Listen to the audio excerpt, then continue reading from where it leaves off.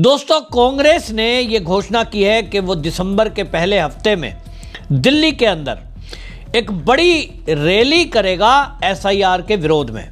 तो सवाल यह उठता है कि आखिरकार ये कांग्रेस और विपक्षी पार्टियां एसआईआर का विरोध क्यों कर रही हैं। तो दोस्तों, बिहार का जो रिजल्ट आया है, ये विपक्षी पार्टियों का मानना है, इनका आरोप है, इनका कहना है कि चुनाव आयोग ने इसमें जो नाम काटे और ऐड किए हैं उसमें भारतीय जनता पार्टी के कार्यकर्ताओं के नाम ऐड कर दिए और बाकी पार्टियों के नाम काट दिए। अब यह आरोप लगाने वाले नेता, उनसे मेरा सवाल है कि भाई, अगर आप ये कह रहे हैं कि जो नाम काटे गए थे 68 लाख वो विपक्षी दलों के थे, तो सवाल तो यह है कि आपको 1 महीने का समय चुनाव आयोग ने दिया और 1 महीने में ये तय था, आपको पता था कि जो नाम कटेंगे, अगर वो गलत कट गए हैं, चुनाव आयोग ने कहा था कि आप हमारे पास फार्म लाइए, हम उसको ठीक करेंगे। ठीक किया भी गया। लगभग 12 लाख ऐसे नाम बाद में जुड़े जो एसआईआर की प्रक्रिया जब चली उसमें वो नाम ऐड नहीं हो पाए। कुछ लोग बिहार से बाहर नौकरी करते थे, कुछ लोगों का फार्म ठीक नहीं भरा गया और ऐसे 12 लाख नाम जुड़े। यानी वो जो 12 लाख नाम जुड़े वो किसी ने जोड़े। तो वो कांग्रेस के कार्यकर्ता अगर घर घर जाकर मेहनत करते तो कांग्रेस के जुड़ जाते, अगर वो आरजेडी के कार्यकर्ता घर घर जाकर भरवाते अपने अपने लोगों का, जिनको वो कह रहे हैं कि हमारा वोटर है, तो वो जुड़ जाते। लेकिन सवाल यह है कि जमीन पर उतरकर काम कौन करे। कांग्रेस चुनाव आयोग पर आरोप लगा रही है और इसके पहले ये ईवीएम पर आरोप लगाते थे। याद करिए, पहला चुनाव जिसमें जो चुनाव आयोग पर सवाल उठा रहे थे, अगर ये सर्वे की बात करें, जैसा राहुल गांधी ने पीपीटी दिखाई, हरियाणा चुनाव को चैलेंज दिया और हरियाणा चुनाव पर राहुल गांधी का कहना यह था, दलील ये थी कि सर्वे में हमारी सरकार दिखा रहे थे साहब, बाद में बनी बीजेपी की, तो हमारे वोट कहां गए। तो भाई, राहुल गांधी जी 2024 में लोकसभा चुनाव में भारतीय जनता पार्टी 400 पार की बात कर रही थी और सारे मीडिया चैनल 400 पार दिखा रहे थे। कोई 380 बोल रहा था, लेकिन 400 के आसपास बोल रहे थे। सारे सर्वे कह रहे थे कि मोदी जी की सरकार ने जिस तरह से बेहतरीन काम किया है, 400 के लगभग सीटें मिलेंगी। लेकिन भाई, मिली तो वो 250 भी नहीं पहुंचे। तो सवाल यह है कि वो सर्वे ठीक है, लेकिन आपकी सीटें कम मिले और आपको 99 पे पहुंचा दिया। क्योंकि आप 99 पे आ गए, आपके हिसाब से मोदी जी ने अपनी सीटें कम करा दी। उत्तर प्रदेश में जहां योगी आदित्यनाथ भारत के नंबर 1 सीएम है बीजेपी के, वहां सीटें कम करा दी, अपना टोटल बहुमत भी पूरा नहीं ला पाए और कांग्रेस की सीटें बढ़वा दी।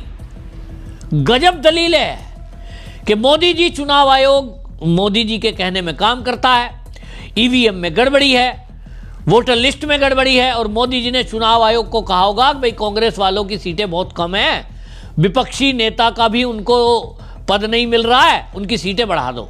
और कितनी बढ़ा दो? 99 कर दो।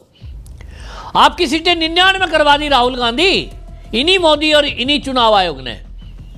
क्या बेवकूफ़ी भरी बातें बरते हैं। ईवीएम लेकर गड़बड़ कर रहे थे, तो ईवीएम को लेकर सुप्रीम कोर्ट पहुंचे और वहां से जब कड़ी फटकार लगी, कोई उसमें प्रूव नहीं कर पाए, बेइज्जती होते हुए बैक टू पवेलियन हो गए। इनको लगा यार, ईवीएम में तो इंजीनियर भी सवाल उठा रहे हैं, चुनौती देनी पड़ेगी, सुप्रीम कोर्ट में हुआ तो क्या करो, कोई ऐसा मुद्दा लाओ, बस हमें तो यह सिद्ध करना है कि राहुल गांधी महामानव है। महागठबंधन का लीडर बन गए, 99 सीटें मिल गई। मोदी जी ने चुनाव आयोग से कह के कांग्रेस की सीटें बढ़वा दी ताकि राहुल गांधी को विपक्षी नेता का दर्जा मिल सके। राहुल गांधी को बड़ा बंगला मिल गया, Y+ सुरक्षा मिल गई और उसके अलावा जो है सारी फैसिलिटी उनको मिल गई एक कैबिनेट मंत्री के हिसाब से, क्योंकि विपक्ष के नेता को मिलती है।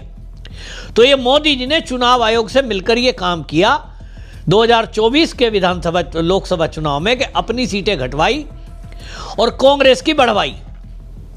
कई राज्यों की सरकार गंवाई। हिमाचल में सरकार नहीं बनवाई मोदी जी ने, चुनाव आयोग को कह दिया हिमाचल में हरवा दो हमें। हैं। फिर जो है झारखंड में हरवा दिया, मोदी जी ने कहा झारखंड की सरकार हमें हरवा दो। पश्चिम बंगाल में ममता बनर्जी को सीएम बना दिया मोदी जी और चुनाव आयोग ने मिलकर। और आप देखिए कर्नाटक में सारे सर्वे कह रहे थे बीजेपी की सरकार आएगी, वहां भी कांग्रेस की बनवा दी। गजब है भाई मोदी जी और चुनाव आयोग। अब कह रहे हैं वोटर लिस्ट की चुनौती नहीं दे पा रहे तो एसआईआर में गड़बड़ी है। अब जब ईवीएम का रोना नहीं चला, लोगों ने यकीन नहीं किया, बातें झूठ हो गई, तो अब नया मुद्दा लाए एसआईआर में गड़बड़ी। अब कह रहे हैं एसआईआर में लास्ट मौके पर वोट बढ़ गई। भाई चुनाव आयोग का ये कानून कांग्रेस जब केंद्र में थी तभी उन्होंने ये कानून बनाया कि यदि कोई गलती से वोटर छूट गया है तो वो वोट पड़ने के 10 दिन पहले तक भी अपना नाम डलवा सकता है। आपने कानून बनाया, मोदी जी ने नहीं बनाया।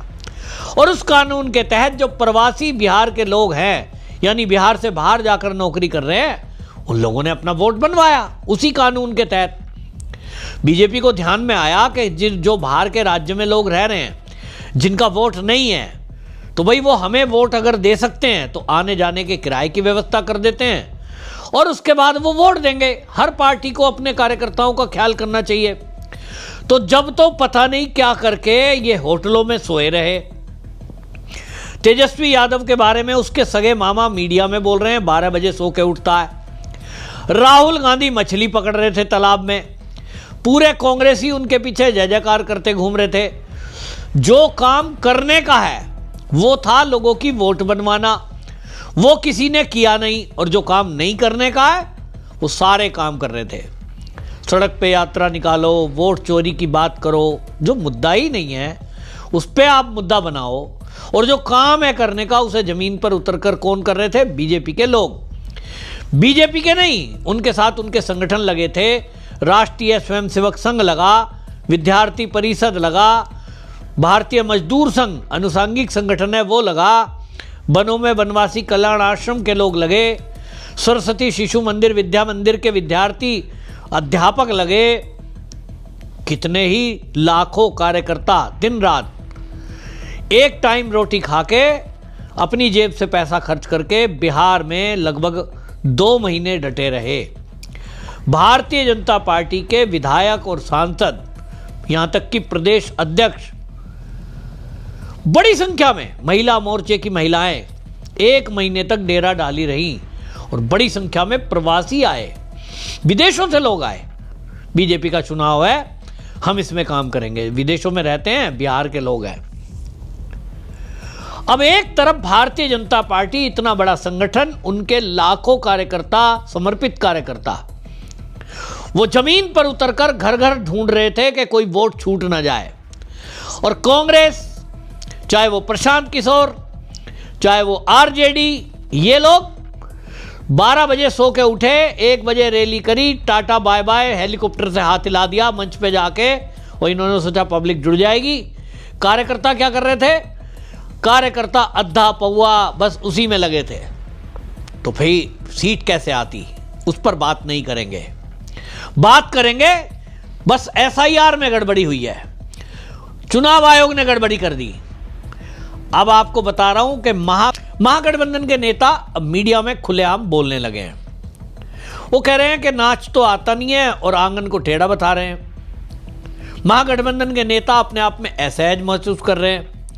मीडिया में बिहार की बहार के बाद अब आप देखें, अलका अग्रवाल नाम का एक्सपेक अकाउंट है, उन्होंने एक वीडियो शेयर की है। टीवी डिबेट चल रही है अंजना ओम कश्यप के साथ। अंजना ओम कश्यप भी हंस रही है और आनंद दुबे, वो जो है शिवसेना के प्रवक्ता के तौर पे आए हैं टीवी डिबेट में, और वो बात कर रहे हैं कि भंडारे में जाओ तो खाना ख़त्म, बाहर निकलो तो चप्पल गायब हो जाती है। हमारा जो है गठबंधन की हालत ये हो गई है।